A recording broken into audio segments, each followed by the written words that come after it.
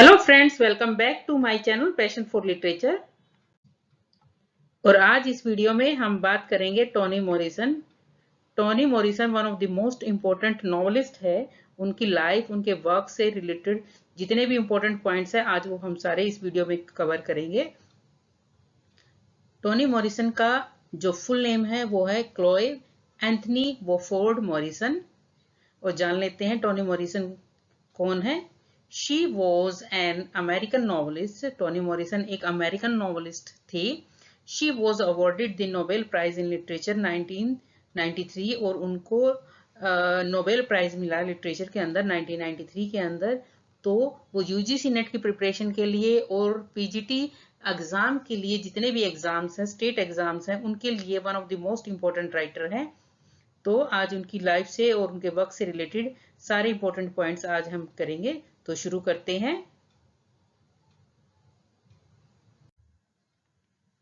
सबसे पहले उनकी बायोग्राफी देख लेते हैं हम। टोनी मॉरिसन बॉर्न 18 फरवरी 1931 लोरेन, ओहियो। टोनी मॉरिसन जो बॉर्न हुई थी वो 1931 में बॉर्न हुई थी, ओहियो के अंदर। डाइड अगस्त 5 2019 यूनाइटेड स्टेट, और 2019 में इनकी डेथ हुई थी यूनाइटेड स्टेट के अंदर ही। Toni Morrison was born Chloe Ardelia Wofford from a working class black family in Lorain, Ohio to Ramaha and George Wofford। Tony Morrison के पेरेंट्स जो थे, उनकी मदर का नाम था रामा और उनके फादर का नाम था जॉर्ज वोफोर्ड, और ये एक वर्किंग क्लास ब्लैक फैमिली में बोर्न हुई थी। When Morrison was about 2 years old, जब मॉरिसन 2 साल की थी, her family landlord set fire to the house। तो जो उनके मकान मालिक थे उन्होंने घर के अंदर आग लगा दी थी। इन विच दे लिव, जिसके अंदर वो रहते थे। while they were होम, और वो घर के अंदर ही थे उस टाइम पे जब उसने मकान मालिक ने घर में आग लगा दी थी। Because her parents could not afford to pay rent, क्योंकि उनके पेरेंट्स जो थे, मॉरिसन के पेरेंट्स जो है, वो रेंट जो किराया था मकान का वो अफोर्ड नहीं कर सकते थे। तो मकान मालिक ने गुस्से में आके घर के अंदर आग लगा दी थी जब टोनी मॉरिसन 2 साल की थी। Morrison parents instill in her a sense of heritage and language through telling traditional African American folk tales, ghost stories and singing songs। और टोनी मॉरिसन के पेरेंट्स ने उनके अंदर अपनी लैंग्वेज की और अपना जो हेरिटेज है traditional African American folk tales का, यानी लोक गाथाएं जो हैं, घोस्ट स्टोरीज जो हैं अफ्रीकन अमेरिकन की, वो उनको सुनाई सारी की सारी सिंगिंग सॉन्ग्स। और अफ्रीकन की जो लोकल जो स्टोरियाज थी, जो सॉन्ग्स थे, वो सारे उन्होंने उसको सिखाया टोनी मॉरिसन को। Morrison also read frequently as a child. Among her favourite authors were, और बचपन में जो मॉरिसन जिन ऑथर्स को रीड करती थी उनमें जो थे वो writers Jane Austen and Leo Tolstoy. ये दो फेमस जो राइटर्स थे जिनको टोनी मॉरिसन रीड आउट करती थी अपने बचपन में। इन्फ्लुएंस्ड बाय, और टोनी मॉरिसन किससे ज्यादा इन्फ्लुएंस हुई थी, तो वो है James Baldwin, Zora Neale Hurston, William Faulkner, Doris Lessing, Henry Dumas. तो ये कुछ इंपॉर्टेंट राइटर्स थे जिनसे टोनी मॉरिसन बहुत ज्यादा इंस्पायर हुई थी। और ये जो दो राइटर्स थे जिनको टोनी मॉरिसन रीड करती थी बचपन में।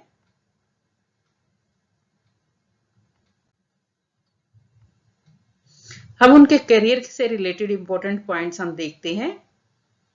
In 1949, she enrolled at Harvard University in Washington, D.C., seeking the company of fellow black intellectuals। और 1949 के अंदर उन्होंने एनरोल किया अपने आप को हार्वर्ड यूनिवर्सिटी वाशिंगटन डीसी के अंदर, और वहां पे उनके साथ और भी ब्लैक जो इंटेलेक्चुअल्स थे वो भी वहां पे थे। Initially a student in the drama program at Harvard, she studied theatre with celebrated drama teacher Anne Cochrane and Owen Dodson। और वहां पे वो उन्होंने ड्रामा के अंदर ड्रामा टीचर्स जो है उनके साथ जो रही वो रही थी एनी कॉकरेड और oven डॉडसन। It was while at Harvard that she encountered racially segregated restaurants and buses for the first time. और यहाँ पे हार्वर्ड में आने के बाद फर्स्ट टाइम उनको पता चला था कि ब्लैक की रेस से कैसे उनको अलग किया जाता है, यानी ब्लैक और व्हाइट्स का डिफरेंस क्या था, ये उनको यहाँ आके पता चला कि कैसे बसेस में उनके साथ भेदभाव किया जाता था, कैसे रेस्टोरेंट्स में उनको अलग बिठाया जाता था और व्हाइट्स को अलग बिठाया जाता, फिर ब्लैक्स को अलग बिठाया। तो ये सारी चीजें इन्होंने हार्वर्ड में आके फेस की। She graduated in 1953 with a BA in English. 1953 के अंदर उन्होंने BA इंग्लिश में की। Then master of arts from Cornell university 1955 के अंदर इन्होंने मास्टर्स की अपनी। Her master thesis was title, उनकी जो मास्टर की थीसिस थी जो उन्होंने सबमिट की थी वो थी, जो उसका टाइटल था वो था Virginia Woolf and William Faulkner's treatment of the alienated. ये इनकी थीसिस का जो टाइटल था वो था। She taught English first at Texas Southern University in Houston from 1955 to 57 and then at Harvard University for the next 7 years. शुरुआत में उन्होंने जो है पढ़ाना शुरू किया टेक्सास यूनिवर्सिटीज में और उसके बाद वो हार्वर्ड यूनिवर्सिटी में लगातार 7 साल तक पढ़ाती रही। Morrison played a vital role in bringing back black literature into the mainstream। और टोनी मॉरिसन से पहले ब्लैक लिटरेचर को इंपॉर्टेंस नहीं दी जाती थी, वहां का जो अमेरिका का जो अमेरिकन लिटरेचर था उसी को इंपॉर्टेंस दी जाती थी, यानी जो वाइट राइटर्स थे उनके जो वर्क्स हैं उनको ही इंपॉर्टेंस दी जाती थी, ब्लैक राइटर्स के जो वर्क है उनको कोई इंपॉर्टेंस नहीं दी जाती थी। लेकिन टोनी मॉरिसन ने एक बहुत बड़ा रोल प्ले किया कि वो ब्लैक लिटरेचर को मेन स्ट्रीम में लेके आई। One of the first books she worked on was the groundbreaking contemporary African literature। और सबसे पहला बुक जिस पे टोनी मॉरिसन ने काम शुरू किया था वो था ground breaking contemporary African literature 1972 के अंदर, a collection that included work by Nigerian writers. ये कलेक्शन था वर्क्स का जिसके अंदर जो वर्क्स थे वो किस किस के आए थे, Nigerian famous writer Wole Soyinka, Chinua Achebe and South African playwright Athol Fugard. यानी ये इंपॉर्टेंट नाइजीरियन राइटर्स थे जिनके वर्क्स इस कलेक्शन के अंदर आए थे।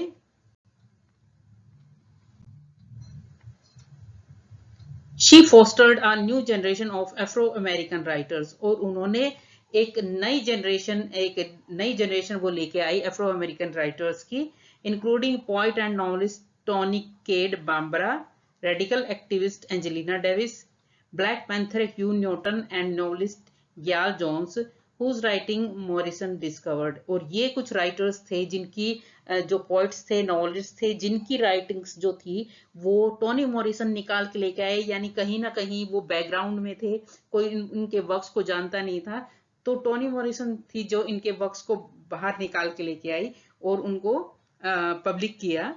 She also brought to publication the 1975 autography of the outspoken boxing champion Muhammad Ali, The Greatest My Own Story।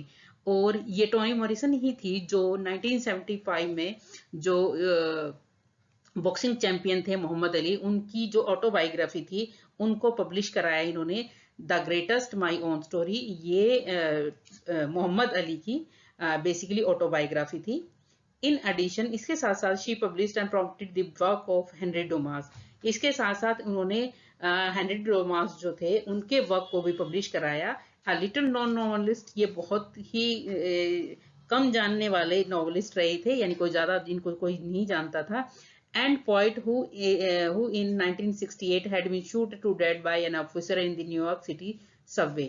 और हेनरी डोमास जो था एक नॉवलिस्ट था और पोइट थे जिनकी 1968 के अंदर एक व्हाइट ऑफिसर ने जो है उनको गोली मार दी थी सबवे के अंदर और उनकी डेथ हो गई थी। तो उन्हीं के वर्क्स को ये लेके आई टोनी मॉरिसन और उनको पब्लिश कराया। Among other books that Morrison developed and edited is the Black Book। इसके साथ साथ और एक बुक थी जिसको टोनी मॉरिसन ने डेवलप किया और एडिट किया, वो बुक का नाम था द ब्लैक बुक, जो कि 1974 के अंदर पब्लिश हुई। An anthology of photographs. और ये बुक द ब्लैक बुक थी, उस ब्लैक बुक के अंदर क्या था, ये एक एंथोलॉजी थी, एक पूरा बहुत सारी चीजें थी इसके अंदर थे फोटोग्राफ्स, इलस्ट्रेशंस थे, एसेज थे, डॉक्यूमेंट्स थे, और ये किन से रिलेटेड थे, of black life in the United State from the time of slavery to 1920s। और ये ब्लैक्स की लाइफ के ऊपर जितने भी जो डॉक्यूमेंट्स थे, जो भी फोटोग्राफ्स थे, जो भी इलस्ट्रेशंस थे, जो भी एसेज थे, उन सबको एक कलेक्शन में लेके आई। द जिस कलेक्शन में लेके आई उस कलेक्शन का नाम था द ब्लैक बुक। इस बुक के अंदर ये टोनी मॉरिसन और लेके आई इनको, और इन सब को फिर इसको पब्लिश किया एक बुक की फॉर्म में द ब्लैक बुक के नाम से। सबसे पहली उनकी राइटिंग्स कौन सी रही है उसके बारे में बात कर लेते हैं। She write a short story about a black girl who long to have blue eyes। सबसे पहले एक शॉर्ट स्टोरी लिखी एक ब्लैक गर्ल के बारे में जिसकी बहुत ज्यादा एक इच्छा थी कि उसकी ब्लू आईज हो। एक शॉर्ट स्टोरी उन्होंने स्टार्ट की थी। Morrison later develop the story as are first novel, लेकिन बाद में टोनी मॉरिसन ने इसको और डेवलप किया और इस स्टोरी को, और उसके बाद इन्होंने ये इनका फर्स्ट नॉवल आया द ब्लूएस्ट आईज। और अगर इस द ब्लूएस्ट आईज की समरी मैंने ऑलरेडी डाल रखी है अपने चैनल पर, अगर आपने इसकी समरी नहीं देखी है, one of the most important novel है टोनी मॉरिसन का, और अगर आपने समरी इसकी जाननी है तो आप मेरे चैनल पे जाके इसकी समरी देख सकते हैं। Getting up every morning at 4 a.m. to write while raising 2 children on her own। और ये नॉवल जो है वो जब लिख रही थी तब तक टोनी मॉरिसन का डिवोर्स हो गया था और उनके 2 बच्चे थे उस टाइम पे। तो वो टोनी मॉरिसन सुबह 4 बजे उठती थी और तब ये नॉवल उन्होंने लिखा था, क्योंकि दिन के टाइम में उनके पास टाइम नहीं होता था, वो बच्चों को भी संभालती थी। तो वो बताती हैं कि वो सुबह मॉर्निंग में 4 बजे उठ के इस नॉवल को राइट करती थी। The Bluest Eye was published by Holt, Reinhardt and Winston in 1970। 1970 के में ये पब्लिश हुआ when Morrison was age 39। जब उनकी एज 39 थी ये नॉवल पब्लिश हुआ। In 1979 Morrison's second novel सुला 1973 ये पब्लिश हुआ, इनका सेकंड नॉवल था सुला, about a friendship between 2 black women. और ये एक 2 ब्लैक वीमेन की फ्रेंडशिप के बारे में ये नॉवल था। was nominated for the national book award, और ये नॉमिनेट हुआ था ये नॉवल नेशनल बुक अवार्ड के लिए। Her third novel Song of Solomon ये पब्लिश हुआ था 1977 के अंदर। Follows the life of Macon Milkman Dead third from birth to adulthood. और ये किसकी लाइफ से रिलेटेड था, लाइफ ऑफ मैकॉन मिल्कमैन जो था उनकी लाइफ से रिलेटेड थी, उनकी बर्थ से एडल्टहुड की लाइफ से रिलेटेड ये थर्ड नॉवल था। Song of Solomon also one the national book critic circle award. Song of Solomon को नेशनल बुक क्रिटिक अवार्ड भी मिला था। अब बात करते हैं उनके टोटल जो नॉवेल्स हैं उन सब के बारे में बात करते हैं। सबसे पहले 1970 के अंदर उनका आया नॉवल द ब्लूएस्ट आई। 1973 के अंदर आया सुला। 1977 में आया उनका सॉन्ग ऑफ सोलोमन। 1981 के अंदर उनका नॉवल आया टार बेबी। 1987 के अंदर उनका नॉवल आया बिलव्ड। 1992 के अंदर उनका नॉवल आया जैज। 1997 के अंदर उनका जो नॉवल आया उसका नाम था पैराडाइज। 2003 के अंदर उनका नॉवल आया लव। 2008 में आया अ मर्सी। 2012 में आया होम। 2015 में आया गॉड हेल्प द चाइल्ड। और ये इनके सारे के सारे जो नॉवेल्स हैं ये हैं। और जब भी कोई एग्जाम आता है जो यूजीसी नेट का पैटर्न है वो तो क्रोनोलॉजी में है, मतलब सारे भी जो क्वेश्चंस जो आ रहे हैं मोस्टली वो क्रोनोलॉजी में पूछे जाते हैं। तो आपको उनके वर्क्स और उनकी जो ईयर है उनका याद होना चाहिए, क्योंकि उनका क्रोनोलॉजी पूछी जाती है आजकल यूजीसी नेट के अंदर और जो भी एग्जाम्स होते हैं उनके अंदर। तो ये इनके नॉवेल्स है और ये इनकी पब्लिशिंग ईयर है। अब उसके बारे में बात करते हैं कि इनका बिलव्ड का जो है तो ट्रायोलॉजी है, यानी एक जो इनके नॉवल की जो सीरीज है वो 3 की है, ट्रायोलॉजी है, 3 नॉवेल्स हैं। तो बिलव्ड ट्रायोलॉजी में पूछे जा सकते हैं आपसे क्वेश्चन कि उनके अंदर कौन कौन से और 2 वर्क हैं। Beloved trilogy in 1987 Morrison published her most celebrated novel Beloved. Beloved इनका one of the most important novel है। It was inspired by the true story of an enslaved African American woman, Margaret Garner.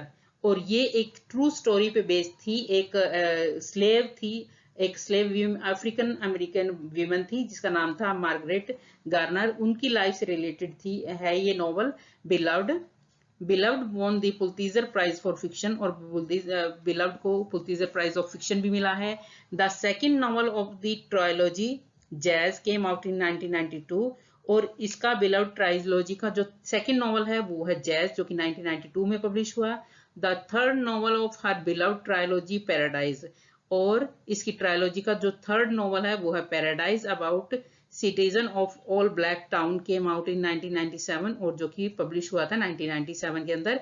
तो आपको beloved trilogy का पता होना चाहिए, उसके अंदर कौन कौन से नॉवल है ये भी पता होना चाहिए, फिर उनके कौन से वर्क को पुलित्जर प्राइज जो मिला है वो भी पता होना चाहिए। तो उनके बिलव्ड को जो है पुलित्जर प्राइज मिला है। तो ये कुछ जो इंपॉर्टेंट जो प्राइजेस इनको मिले हैं मैं साइड बाय साइड आपको बताती जाऊंगी। उसके बाद है चिल्ड्रंस बुक्स। इन्होंने कुछ चिल्ड्रन बुक्स भी जो है वो राइट की है with Slade Morrison. Slade Morrison इनके बेटे का नाम था, यंगर सन का नाम था इनका। जो इनके छोटे बेटे थे उनका नाम था स्लेड, और उन्हीं के साथ मिलकर इन्होंने चिल्ड्रंस बुक्स लिखी है। उनके नाम है द बिग बॉक्स, जो कि पब्लिश हुआ था 1999 के अंदर। The book of mean people 2002 के अंदर। Remember the journey to school integration 2004, whose goat game, the ant or the grasshopper, the lion or the mouse, Popeye or the snake 2007, Peanut Butter Fuzz 2009, Little Cloud and Lady Wind 2010। ये कुछ important children books है जो उन्होंने अपने छोटे बेटे के साथ मिलकर राइट की थी। Please Louise 2014। अब आप बात करते हैं इनके शॉर्ट फिक्शन और प्लेज के बारे में। सबसे पहले है Recitatif is Toni Morrison first published short story. ये इनकी सबसे पहली शॉर्ट स्टोरी थी। स्वीटनेस जो कि आई थी 2019 के अंदर।